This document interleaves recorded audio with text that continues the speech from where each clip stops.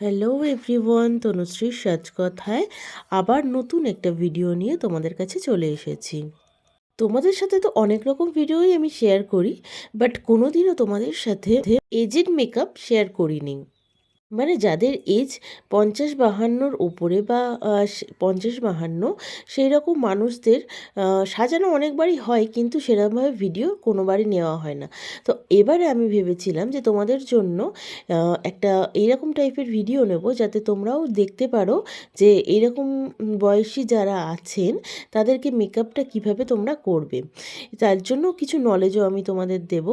যারা নতুন শিখছো বা করছো, বা যাদের এজের মেকআপ করতে গেলে মেকআপ ফেটে যায় বা মেকআপটা কেকি হয়ে যায়, তো তাদের জন্যই আমি স্পেশালি এই ভিডিওটা তৈরি করছি।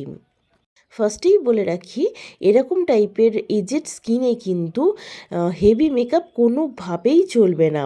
যত লাইট মেকআপ করতে পারবে তত তোমাদের মেকআপ ঠিক থাকবে। কারণ হচ্ছে এজেড স্কিনে প্রচণ্ড পরিমাণে রিঙ্কলস থাকে, এবং যেটা মেকআপের জন্য অতটা ভালো নয়।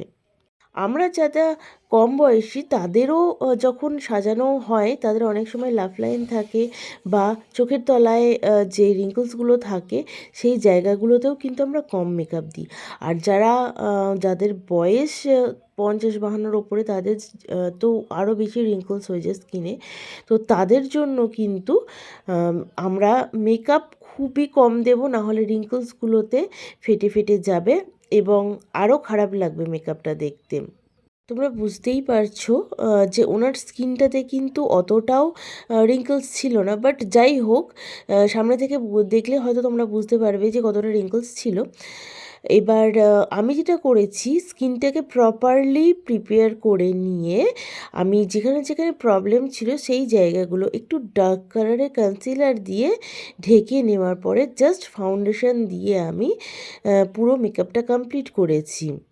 এবং ক্রিম ব্লাশ, ক্রিম কন্ট্যুর এইগুলো করেছি যাতে স্কিনটা একটু বেশি হাইড্রেট থাকে। কারণ হচ্ছে এই রকম স্কিনে বেশি যদি পাউডার তুমি অ্যাপ্লাই করো, তাহলে বেশি প্রবলেম হয়। তো যদি তুমি ক্রিম কনসিলার বা ক্রিম ব্লাশার এগুলোই অ্যাপ্লাই করো, তো স্কিনটা একটু হাইড্রেট থাকে, এবং যে স্কিনে রিঙ্কলসগুলো আছে সেগুলো কম বোঝা যায়। আর এইরকম স্কিনে ২-৩ বার করে তো ফাউন্ডেশন মোটেই দেওয়া যাবে না। একবারই খুবই হালকা করে একটা লেয়ার দিতে হবে কনসিলারের। এবং তোমরা যখন দেখছো যে ওনার স্কিনে আমি কী কী অ্যাপ্লাই করছি, উনি বলেছিলেন ওনার টানা টানা চোখ চাই, আমি ওনার মতনই করে দিয়েছি, কারণ উনি এগুলো চেয়েছিলেন। অনেকে চায় না, তাদের জন্য আলাদা সম্পূর্ণ। তো যারা যেরকম চায় সেরকমভাবেই সাজানো হবে। তো তোমাদের সাথে কথা বলতে বলতে আমার সাজানোও কমপ্লিট হয়ে গেছে। এটা হচ্ছে ওনার ফাইনাল লুক। তো ফাইনাল লুকটা দেখেও তোমাদের কেমন লাগছে অবশ্যই আমাকে কমেন্ট করে জানাবে, এবং আমার সাথে থাকার জন্য অনেক অনেক ধন্যবাদ।